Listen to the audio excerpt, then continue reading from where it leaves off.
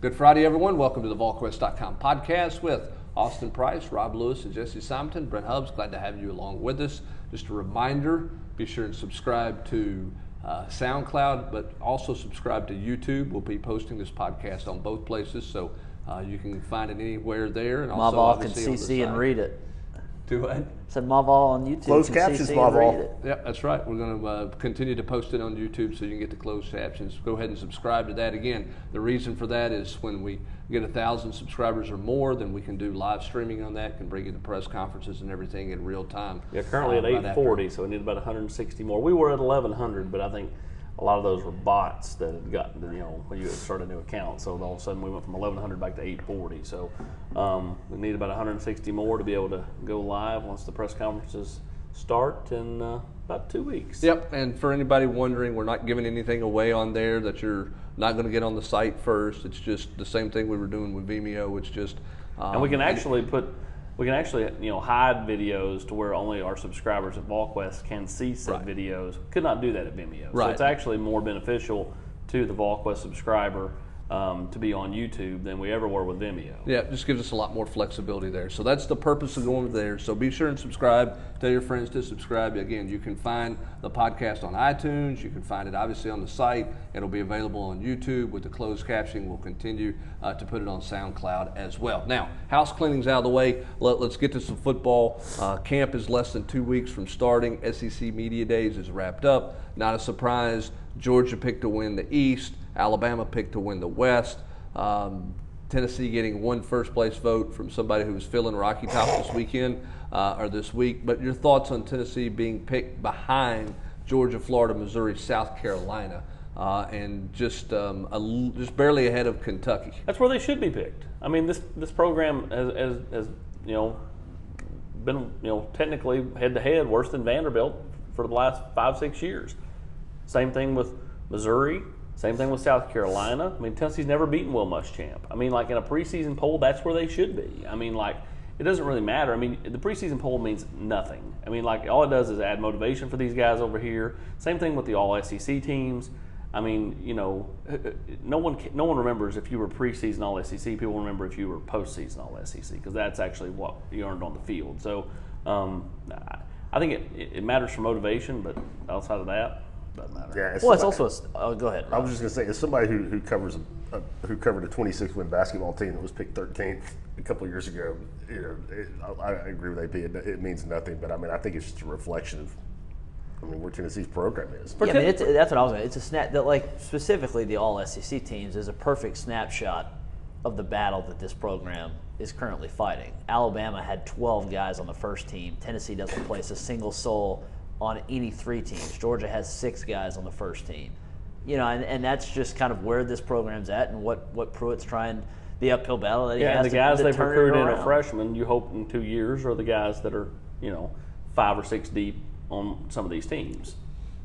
Yeah, but the challenge is that the Bamas and the Georgias and the Floridas aren't going away, and that's I think the vote. I think Tennessee. I agree that Tennessee's right where I expected and would have picked them to be 5th.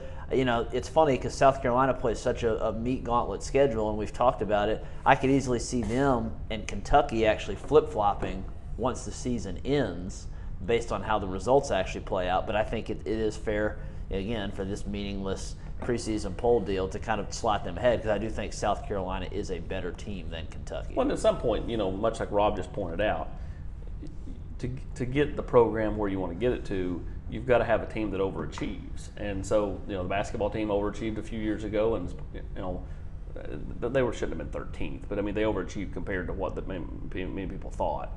Football teams got to do that too. You overachieve, and all of a sudden the next year you parlay that into something else. I mean, I didn't realize until I saw Mark Stoops give his Butch Jones type quote, but the last 6 years, Kentucky has never went backwards. They're the only program in the country that hasn't had a year that went backwards from the year before. Now, likely they're going to do that this year because they won 10 games last year. But for 6 straight years, they've either been the same or better. And that shows the growth in their program. It's pretty They've never impressive taken a step back. for that program in particular. And I mean, and again, we talk about this a lot, but I think that poll is just a reminder of what the reality of Tennessee football is. I mean, fans, want to look at Georgia to Alabama, but the reality is you need to start beating Vanderbilt, Kentucky, and Missouri. I mean, before you can even start to dream like that. Yeah, I think that's something that you'll have more on, moving forward with some stuff that you're going to have, Jesse. But I think that's exactly right. I mean, you had the story Matt Hayes wrote for Bleacher Report about how Tennessee's never going to be back. I don't think you can use words like never. That's ridiculous. Okay, but a part of what he's saying is it's a different road now. I mean, this conference is different, and it's harder to get there. The finality of what he wrote was absurd, but the premise was not, in my opinion. It's him saying never is you can't make that absolute. There's no absolutes like that other than death and taxes. You could have written that about Clemson 10 years ago. Yeah, exactly. But the landscape, to your point, is dramatically different than it was when Phillip was rattling off conference titles in the 90s. Oh, no question. And it's not just the landscape of within the conference, but it is the emergence of Clemson from a recruiting standpoint. The footprint in recruiting is changing and is different. And I think it's interesting. Everybody says, well, to win, you got to have better players, and to get better players, you got to win. So how do you do that? I think it's to Rob's point. You got to overachieve in a year, and you got to build. You got to be a team that's moving in the right direction at the end of the season, moving forward to create some momentum and some juice for you. But it's not. I mean, we're talking about a division where Missouri played in the SEC championship game. Sure. Yeah. You could get there. Well, I mean, look, if I was sitting here with Matt Hayes and I said, I'd agree. I don't know that Tennessee's going to go 45-5 in a 50-game stretch. Sure. I'm not sure Tennessee ever does that again. I'd agree with that. But to suggest that they can never compete in the East or get back into the point of contention for a championship, is completely false. This is a program that if Butch Jones and his staff doesn't gag one at South Carolina, Vanderbilt, they're in the SEC championship game, and you're not having that conversation. And it's also, I mean, not for nothing. I mean, this state is producing talent on a level that Philip Fulmer would have killed for. 15 years ago. I mean, never was Philip able to recruit in his own backyard the kind of talent that Tennessee produces now. Now the problem is it's harder to keep that talent home than it's ever been. But I think the big fisherman would have loved to have had his shot at. Oh, no question. Well, and at that time he would have kept them all because of the way the landscape was different, in recruiting. I mean, the idea that Texas A&M was going to come to the state of Tennessee 15 years ago, 20 years ago and recruit is preposterous. It wasn't going to happen. Same for Oregon. It was, remember when Patrick Turner and SC came in, it was such a huge deal. I mean, what in the world is Southern Cal doing in Nashville recruiting somebody? And then 4 years later, they were thinking the same thing. Right.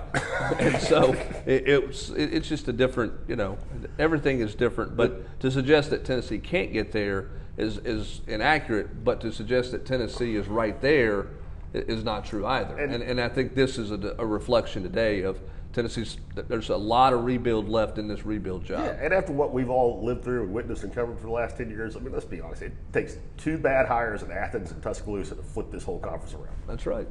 It does. I mean, if you don't, you give me Mike Shula, Jim Donnan. I mean, come on, we've seen those programs, and I mean, that's all it takes. Yeah, two bad hires. I mean, Brad Scott at South Carolina years ago. I mean, you get it. You don't get it right, and it's a huge fall for everybody. But the one caveat to that, though, to me, and Nick maybe he's getting older. I mean, at some point he's going to retire, and then it's going to be on Alabama to either throw a ton of money at Dabo or make the right hire. God, Dabo would be crazy. But I mean, Kirby ain't going anywhere, and I don't see him trying to go to the NFL. Agreed. So I mean, I think he's much more suited for. I mean, I don't think he's going back to Alabama either. So I mean, he's got a great setup. He's building his own Alabama at Georgia. So well, I mean, I think Georgia. I mean, the crazy thing. You're exactly right. The crazy thing when you look at Georgia now is how in the world did Ray Goff and Jim Donnan and those guys not win it? We've all said that. I think you can make the case Georgia's the best job in the SEC. Agree. I really do. I mean, some people would say, LSU. Some people would say it's Alabama, because of their tradition, or some might say it's Florida or LSU. I think you can make the case that Georgia is the best job in the league. The easiest place to win. Well, competency there in running things now. Yeah, before they've had. Oh, and Rick was competent, but I mean, like, he didn't have Rick was too nice. Like, they've got a guy there now that will. He's cutthroat. And I also think, but I mean, but Tennessee. If we're talking about where things changed, things started to change for Tennessee when Georgia did move on from Donnan and got Rick. I mean, that's That was a huge upgrade. Yeah, because then because suddenly that talent actually was matched with some coaching, and for 12 years they averaged 10 some odd wins. And Tennessee fans right now would sign up for that tomorrow. Right, and the reason Mark Richt was at Georgia is because they were tired of getting their brains beat in by Tennessee every year. Yeah, and Florida also, every year. And however, you've been covering it forever. I mean, for whatever reason, there was a schism between Atlanta, like down, big time, inner city Atlanta and Georgia. I mean, for years they struggled to get those guys, and that's not.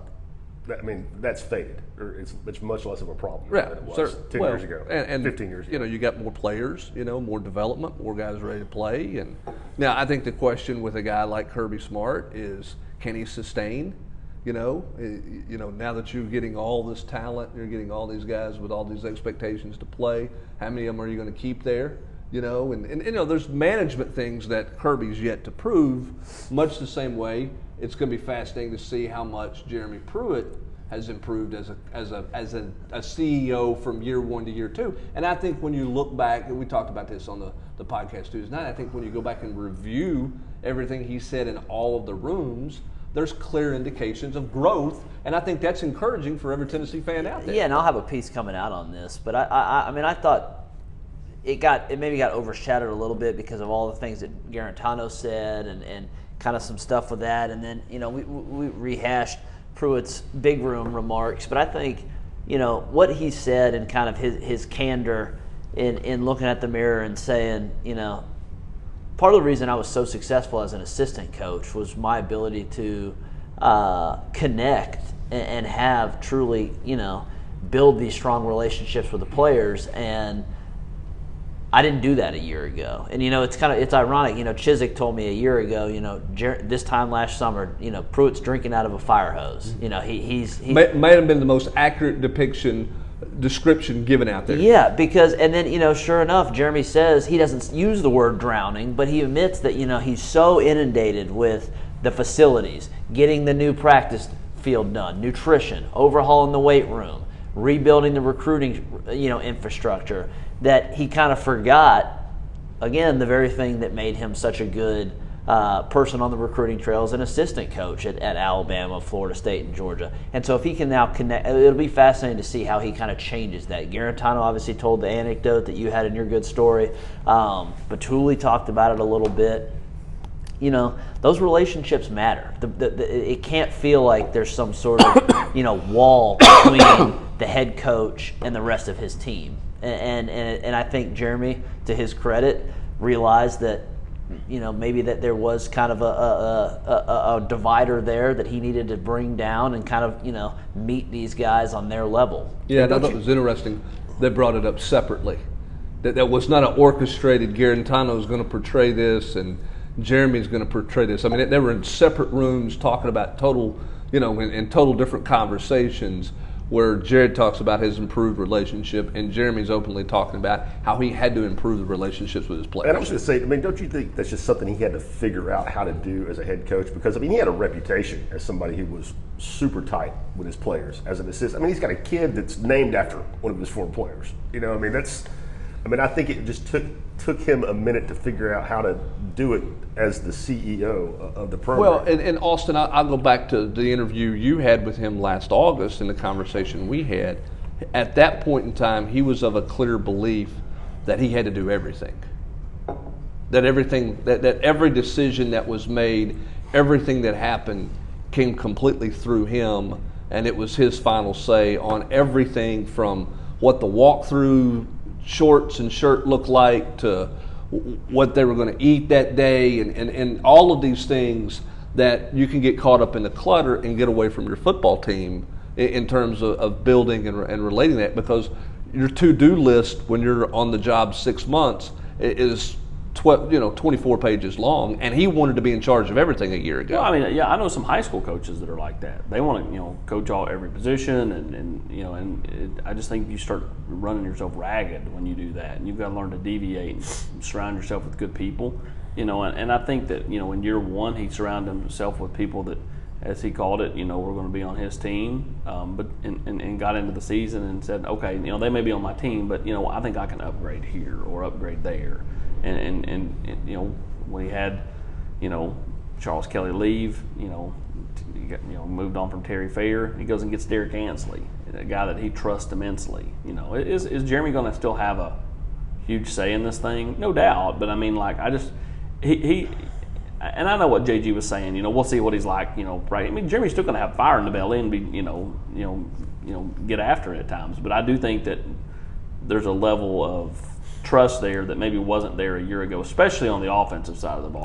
There was no trust last year. I just think adding two guys like that in your coordinator positions is, it can't be underestimated. Well, and I think it's also understanding what's an elephant turd and what's a rat turd in terms of stuff outside of football, stuff outside of X's and O's, stuff outside of a relationship with your player. How big of a deal is it to have to do this and to that, and how do you manage all those things? I think the biggest challenge is what Gene Chizik was talking about, not coaching, okay, not going out and doing an in-home visit, but it's all the other clutter that can get in the way of doing those things that you have to learn to delegate some of that, and you have to learn to manage some of that. Yeah, and to take that elephant metaphor, it's also a case of, how to eat an elephant. It's one bite at a time. I think Jeremy realized that, you can't do it all at once. It's going to be a process, and you have to literally build it. Now, the brick by brick thing is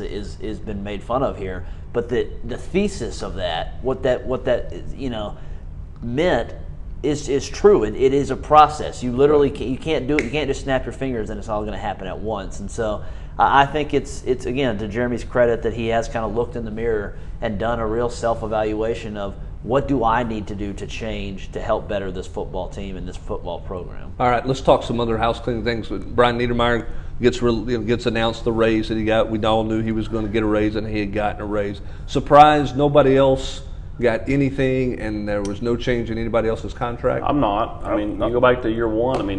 You went 5 and 7, right? You went 5 and 7. You already had 3 staff changes, 4 and moving there's pieces some big around. time salaries on the staff already. Your 2 coordinators were replaced. So you gave Ansley $1 million, and then of course you gave Jim 1.5. So that's up from a year ago from what those other guys were making. Sherry's making $700,000, and Tyson Helton was making 1.2. So outside of that, I don't think the rest of the staff deserve to get any kind of rollover or raise. I'm a bit surprised that, and I know how much he said we had unfinished business. You can't just do it in 1 year. That I made a commitment to these guys, but I am surprised, and you had it in the War Room Hubs. It's interesting that Fitz didn't even get 1 cent more. For staying. That one did surprise me a little. Makes you wonder exactly what was kind of going on behind the scenes in that deal. How much? Was Maryland offering $400 instead of $600? Because he did tell me that, and we had it in the story that, he and his wife literally had some long nights thinking about leaving. But was that decision potentially made a little bit easier if the money wasn't comparable? Yeah. That was, to AP's point, that no one else, I think, aptly, that's correct. No one else deserved a raise. Fitz literally being pursued by his alma mater and turning them down did surprise me that he didn't get anything. But he's not now. He's not going anywhere right now. So yeah, certainly. And so you got 3 guys working on the final year of their contract, as we noted in the War Room. We'll see what happens as the season progresses and things get into the off season there. I thought one of the other notes in the War Room that was of significance, Austin, was your note about Trey Smith going and doing some things with some specialization with lineman stuff. Just another telling sign of where Trey is in terms of getting ready to go into fall camp. He's not going to be a spectator standing and watching. Now, when they get into contact, we'll see how slowly they develop all that stuff in. But it's just further indications that Trey's thought process is he's going to be on the field come Georgia State starts his football season. Correct. And that's why I've kind of been, I've quit dancing around the last few weeks. I've just said he's going to play. I mean, like, he's playing. Unless a doctor comes in and says, no, you're not, 73 is going to be out there at left guard. And so, I thought it was, to me, it's something that I was told Trey was really excited about when he got the invitation to go to the Duke Mayweather O-line symposium. This is something that Lane Johnson, All-Pro, kind of hatched with his former position coach, Duke Mayweather. Because you had a lot of those, you had Von Miller and all these defensive linemen getting together and kind of going over things, to work on their better themselves, getting ready for go up against top shelf linemen on the offensive side. Now the offensive linemen have decided to do the same, and so they have this kind of meet and greet and meeting of the minds. Well, O-line symposium. Yeah, and just talk it out. What works, what doesn't work, those type of things. I think it was pretty neat for Trey to get invited to such a thing because he's just a college kid, and there was only a handful of college kids there, guys from Alabama, Oklahoma, Oregon, and of course Trey. So it's something that Trey was excited to go do, and I know Trey's excited to get back out there on the field this fall. I know it. Everybody that sees him, hey, how you doing? He's tired of that question. Because at the end of the day, Trey Smith physically is fine. And it's just more to me the mental grind of, is this going to work out? To me, it's more a mental task than it is a physical task for Trey. Well, it's one of those deals where he's going to get fine until he may not be. That's right. the thing. Yeah, so, correct. And that's the thing. You're going to take which is all the mental. You sit there and worry: is it coming back? Is it not? Right. I'm tired of people asking me about it. Which is why he didn't go to SEC Media Days because it would have turned into nothing but that. Right. And it's one of those deals where it may come down to whatever a number is. You do a test, and whatever the number is, whether it determines whether or not you're going to get to play that week or the next week or whatever. And that's that's the mental part you're talking about. It's not the mental part of whether or not he's got the mental wherewithal to hit somebody. It's not that. It's the mental grind of, okay, what's it this week? What's going to be the results of the update, the health update, the medical update this week as to whether or not I can play. And that's the challenge that mentally he'll have to deal with moving forward. So that's kind of where things are with Trey. This thing is, you're less than 2 weeks away. It's making sure nobody kind of gets hurt. As you saw on Twitter, it was a pool day for guys. You're at the end of the line now. The last thing Fitzgerald wants to do is, get into some max deal in the weight room and somebody gets hurt. You're just trying to, I don't want to say limp to the finish, but you want to be cautious about the finish line and give this football team over. But everybody who sees this team and talks about this team admits how much better that they look physically. Now you got to go out and prove it on the field with those defensive linemen and Tracy Rocker and obviously the offensive linemen and some of their growth there. Pruitt was a little exaggerating in how many guys are over 300 pounds, but this is a better and a bigger team. His point still stands, but he left off about 5 names. Left off some guys. Yeah, left off some guys that did actually play a year ago and contributed. But again, now you can add in pretty much the whole O-line. Tatum and Niehaus and those guys are all there. Obviously, Tennessee's added a lot of bulk along the defensive line with Elijah Simmons and Savion Williams and Darrell Middleton. Those are 3 big bodies that will have a chance to contribute on day one. You continue to hear about Simmons just because of his brute strength. Can he hold a gap? Can they play? Can they use him in spot situations just to hold a gap? I think it's going to be interesting to see kind of what time's up for grabs, what they morph into on the defensive line. There may be Rob. They may have a squatty guy and they may have a speed guy beside him on the interior. I think that's. Maybe oversimplifying. I think that's the key to the season. Because what do they have? JG upright. Yeah, well, certainly keeping Guarantano helping. But what do they have up front? They bring back. I wrote the thing up for our season for our positional previews. They bring back 2 sacks and 23 total tackles. Yeah, and a handful of snaps. Not a ton of snaps. Yeah. Outside of Emmett Gooden, I thought looked really good as the season went on. After that, you're looking at Mincy and Butler who played in spots. Combined for 4 tackles. You got to. So much depends on getting Solomon healthy and the 2 JUCOs. Eligible. Yeah. Eligible and the 2 JUCO guys. So many unknown. For this line, in my opinion, I mean, as we sit here at the end of July before camp starts, but in my opinion, they need either Mincy or Butler to basically replicate what Kyle Phillips did last year for this line to even be serviceable. Yeah, I agree. And Kyle Phillips had 7 sacks. Yeah, and played a ton of snaps. He was a rep eater. Snap eater. And he wasn't some like star monster, but he gave Tennessee quality snaps game in and game out. They're going to need one of those two guys to be able to play that strong side end spot. Or they got to have them brother-in-law it. Or Darrell Middleton. Be a tandem to come to make what Kyle did. Yeah, those two guys. I mean, yeah, that's the point. I mean, one of those two or both of those two have to give you what Kyle gave you. And really, if it's two of them, they probably need to give you more. But they've got to give you at least what Kyle gave you in terms of quality snaps that he gave a year ago. All right, let's hop to recruiting right quick. Haynes King off the board. You got Drake May off the board. I mean, the question is. Yeah, so that's the question is, what's Tennessee A do in the class of 2020 at quarterback? Is there anything left to do out there in that class? And B, were they going down the class of 2021? Because those guys are falling off the board. They're coming off the board like crazy to go to other schools. Let's start with 2020. Well, we had it in the war room. I mean, they're not going to – they're done at 2020 in terms of a prep signal caller. And they're not going to go the juke route. They're not going to go the juke route, and so it sounds like at least that's not the plan right now. So I think Austin would agree. They're going to use that king spot for a best player available in February, and then come the end of this season, into the 2019 actual football season, we all know that the portal's going to be full of guys. They're going to need a grad transfer immediate eligibility guy, though, out of the portal, right?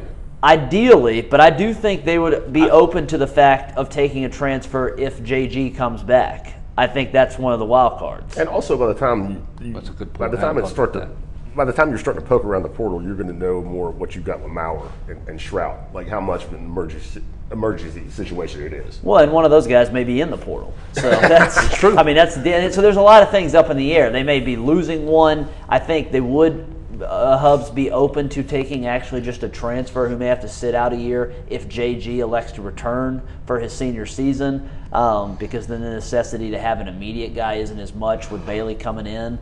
So that's one that has now just been pushed down the line. Now as for 21, I mean, AP could speak more to that. I mean, there's the Canadian kid and who's the Ballou kid. Obviously, Rubley's a guy that I think that has interest in Tennessee, but I don't think Tennessee has been showing it as much with him. It's got to be ramped up now because they felt like they were in a better spot with Drake May. Well, Drake May goes to Bama, right. and of course Garcia is another one that's been on campus. Garcia is another one that would be. And he just lost his spot at Bama. One would think. I mean, Bama's not going to take 2 back-to-back years, and that was kind of Miami, Tennessee, Bama, Southern Cal. So that's one that Tennessee's going to have to. I mean, because there's several. The Caleb Williams kid probably going to go to Georgia. Obviously, Stowers went to A&M. Vandergriff went to Oklahoma. May is now, just committed to Bama. I mean, those guys are coming off the board quite quickly. Yeah, they are. So all of a sudden Tennessee went from being in solid shape with several guys to where all of a sudden now it's like your head spin a little bit. Now there's going to be guys that come out of nowhere. They always are. But, right. I think it's always profitable to be in on one of the guys that's kind of been trained. And right. I mean, a year ago, nobody knew who Haynes King was. That's right. That's exactly right. Because he's a coach's kid. He didn't do all that 7-on-7 stuff and didn't go to quarterback, coaches and all that. So, I mean, there are going to be guys that pop up. But, preferably, May lived in Charlotte. So, he's right around the corner. There's a kid in Texas. His name is Barron, but he spells it weird. He's a Texas kid. Same thing as Haynes King. Same thing as Stowers. Vandergriff went to Georgia, went to Oklahoma. So very few that you have regionally close. That's why this quarterback thing. You don't want to spend too much focus on it, but at the same time, you got to be very cognizant. JG could leave, or multiple guys could get into the portal like Maurer and. You got to have a plan. And Shrout, So your plan. It could go. You're going to have to have 3 or 4 plans because it could break a number of different ways. Yeah, but you have to have one in 2021. Yes. You're taking one. I think you're taking 2. And you need you want a big time. You want a big time guy and you were in on a bunch of big-time names that are coming out of there quickly. So you got the Rubley kid, you got the kid who's transferred to Maryland, who's from Canada, Velu or whatever, and then you got Garcia out on the West Coast. So we'll see what happens. But that board is very different in terms of the and there's still some to Austin's point about some guys that may explode. Tennessee has offered, and these guys are not household names yet, but Shadur Sanders, Dion's kid, came here and worked out and got an offer. The Kitna kid came here and worked out and got an offer. So they could be some guys that grow in exposure, and Tennessee begins to show more interest in, as we exit the summer and actually enter into their junior season. And nothing really reflects the state of college football recruiting more than the fact that we're having this conversation about kids that have not started their junior year of high school yet. Oh, that's but I mean, like, amazing. We go through this year, JG leaves.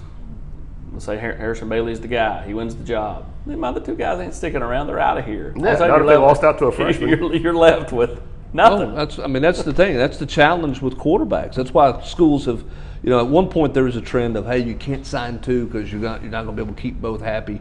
Now you just sign two and let them compete. Whoever wins it, you're happy with, and the other one's out the door. And you just know that that's a given. That the guy's going to transfer. That's the way you almost have to recruit. You almost sign two every year, and best man stands. Yeah, Georgia survived pretty good, having 2 5-stars on the roster. Yeah, they have so far. Okay. They did okay. So we'll see what happens with that in terms of quarterback recruiting. Elsewhere in recruiting, dead period's getting ready to lift. What does everybody need to be mindful of and need to be on the lookout? They got the Williamson kid this week. We've talked about him, an athlete that impressed at camp, even though he was really raw here. He could play, multiple spots. I think that was a little bit of the Chris Russell effect from a year ago. No doubt, A&M had started to get more involved there. And I mean, I'll say this on here. I mean, all these people on the board are like wanting to throw all this like praise towards Austin Thomas for A&M's emergence into Tennessee. I don't think that's Austin Thomas. I think that's Daryl Dickey. I think Austin Thomas has a little bit to do with it, but I think most of it's Daryl Dickey because a lot of these kids are West Tennessee kids. I mean, Chris Russell, West Tennessee kid. Amari Thomas, West Tennessee kid. Chris Morris, West Tennessee kid. Only Dallas Walker is who Tennessee passed on is the Middle Tennessee kid. But back to Williamson, that was one of those where they felt like the more exposure he got, Tennessee did, the more he was going to get offers, and they did not want to be sitting there in December and dragging their feet. They didn't want to go. I mean, think about it. You go back a year ago, Chris Russell rolls in here for camp. Part of Tennessee staff wanted to take Chris Russell at the time. Some didn't. Wanted to wait. They waited. They offered before A&M. But he was still bothered by the fact. Because he came here and did what he did and ran 4.5 at linebacker and showed incredible athleticism, and Tennessee was slow on him, he penalized him. Yeah. Now, as said on the general's quarters by multiple people in the thread earlier, I think it might have been Thursday, maybe it was early on Friday. That doesn't happen at other schools. Haynes King, A&M's slow on Haynes King until a couple months ago. Tennessee's been on there for a long time. Kid still ends up staying at home at Texas A&M. But the state's so oddly shaped that Knoxville's all the way here in the east, Memphis is all the way over there in the west. And Texas A&M hadn't lost to Vanderbilt. Yeah, Texas A&M. Yeah. Most people would project, if you're just an outside guy looking in, Texas A&M's on a different trajectory. Yeah, so if your family can get past the travel to and from, it becomes more of an even playing field. So. Yeah, I think Tennessee wanted to make sure they went ahead and got Darion. I mean, he's a kid that has got freakishly raw athletic ability. Could play a number of different positions. I said on the podcast, last Friday, it's not just receiver or in the secondary. You could easily look at him like Chief did many linebackers over the years and slap 30 pounds on this kid and play him at as an edge outside backer. So. He gives them options, and to me, like a year ago, everybody was like, "Oh, Tennessee's not taking anybody in state." And, they've already got 4 guys committed in the state this year. They want to take 5, 6 more if they hit the right guys. So to me, it's smart to take a kid if you feel like you evaluated him and you trust your evaluation. Why not? Yeah, obviously, that's what they did there. So we got the barbecue coming up in another week. We'll have more on names who are coming in there. Let's pool party up. I'm sorry, pool party. Pool party. Everyone's doing the pool party this summer. Everybody. Look for AP had the nugget in there that I'd say the Trayvon Ripka would be the most important thing to kind of watch here over the next week. What does he end up doing? AP, does he not go to Oregon? It sounds like that trip is up in the air, and if it is, it would behoove Tennessee to get him back on campus for a long visit. Yeah, I don't think you want to shoot your shot though on an official visit though. Yeah, I don't think you want to say, "Hey, come here for an official next weekend." No, it doesn't have to be an official. I'm just saying just get him here. I mean, because when he's been here, he's only been here for about 3 hours, and then he's been in the car longer. Times, the last 2 trips. Been in the car longer than he's been, actually on campus. So if he can get him around some of the other commits again, I think that would be important for Tennessee. I don't think he's been around them. I mean, like the 2 times he's been here, he was here, with coaches on his team and that type of thing. He was not around. It's not like he rolled in here with Jay and Tyler was here and Cooper and Keyshawn. This is the one kid that to me is the kind of standalone. Some of those guys have reached out to him. Keyshawn's reached out to him. Cooper's reached out to him. But I mean, he's not as close with those guys as they all are as a collective unit. All right, let's get a Tyler Barron update. Sounds like that one's going to go for a while. As of now, anything could change. I mean, it's recruiting. But he may be a fall guy. But it could be a fall guy. And so, when I say fall, I'm looking actually the calendar turns September 21st, 22nd, or whatever to fall. Shortly thereafter, likely in the early October. I think Tyler would be a candidate to do something. He's going to trip to Ohio State. I think it's actually next weekend. And then after that, he'll focus on his season. And I still think Tennessee's in a good spot there. I spent some time over at Catholic earlier this week for our high school stuff in town. So I did some stuff with Cooper and him, and then Ryan Tucker. And so I think Tennessee's in a good spot there. Why is he not in? I can't answer that. To me, it makes more sense for him to get in and then work as I called him a while back, the Wolf Pack. But if you're not ready, you're not ready. Not ready, So I mean, hey, there's a day in October. We all have one of these every year. So we'll see. We'll see. We'll see. It might happen before then. It might not happen till then. So that's kind of. I don't think anything, as Austin you said, has changed with what he thinks about Tennessee. Ohio State was always going to be a school that got a visit. So I don't think that's earth-shattering news. Well, no, I mean he showed up to the Smith and Smith when it's Lee Smith and Harrison Smith. Football camp a couple weeks ago, and he was in all Oklahoma gear. So one of the coaches was like, man, look at him. TV cameras are here. He's in all Oklahoma gear. Oklahoma not a factor. Right. He's told me personally that trip was too far. The family did not like all the connecting flights and all that stuff. So that's not going to be a realistic option for them. I will say though, because no direct flights to Columbus. The GQ always loves when I give them a little look ahead to somebody's kid that's going to be. Lee Smith's got a kid. He's 11 Hubs. This kid's huge, big Vol fan, and Lee will be retired by that point. Told me he'd love to see him end up in Knoxville, and it was good to catch up. That kid, he got here, he got in trouble, ended up moving on to Marshall. Super mature now, and because of it, really neat success story. I know this is a Tennessee podcast, but just to see kind of what he's turned himself into years later. Having covered that kid all the way back to high school, and it was pretty funny. Just kind of how mature he is now and how he looks at things and views. Had he stayed here, his life would never have ended up the way it is now, where he's in the NFL for several years. He needed. Where he was from a maturity standpoint, he needed to get out of town, and it worked out. Obviously for him to go on and have an NFL career. We'll have a ton more recruiting stuff coming up on quickly as we wrap up and get out the door here on the podcast. Anything of earth-shattering? I know you had some stuff in the war room, a lot of names. If you want to get caught up on some hoops recruiting there, seems like it's, with this odd calendar deal, things are a little bit kind of quieting down to some there's degree. one more live period left, but it's one of those like NCAA regional deals where they've tweaked it, where it's high school teams. Tennessee's coaches will be out next weekend, but the only thing to keep an eye on right now is, can Tennessee get into the sweepstakes for Infale Dante, 5-star kid who's going to reclassify, or sounds like he's going to reclassify into 2019. Tennessee's trying. He mentioned Tennessee. But he's got a visit for it to count. He's got a visit. He's taken 3 visits. As I said on the podcast the other day, Kentucky, Oregon, LSU. Those are 3 schools that, like the old electric company thing. Like 3 of these things belong together. Which one, pick one. Which one of these, doesn't belong? And that's Tennessee does not. You're not going to see Tennessee bumping heads with those 3 schools a lot for kids. I could be wrong. I mean, again, Tennessee is certainly trying. He's from the Sunrise Christian, the academy in Kansas, kind of a prep factory. Kim English in particular has some ties there. He's working it and pushing hard, but again, I mean, he's got to get on campus for that to be real. If he's going to reclassify, he's going to enroll somewhere in a matter of weeks. Has not been here yet. So, again, I don't want to just slam the door shut on it, but that he's got to set foot in Knoxville for it to be a possibility. Yeah, it certainly seems like it's a long shot at best at this point in time. And, of course, the big date in August for Keon Johnson, nothing's changed. August the 6th. I mean, Tennessee, it's down. Virginia didn't even come and see him play last week. Yeah, they're out. I mean, they filled. They laid down. I mean, as I said a couple months or 6 weeks ago when I was up there for the NBA camp, I mean, people were talking like Virginia thought it was Tennessee.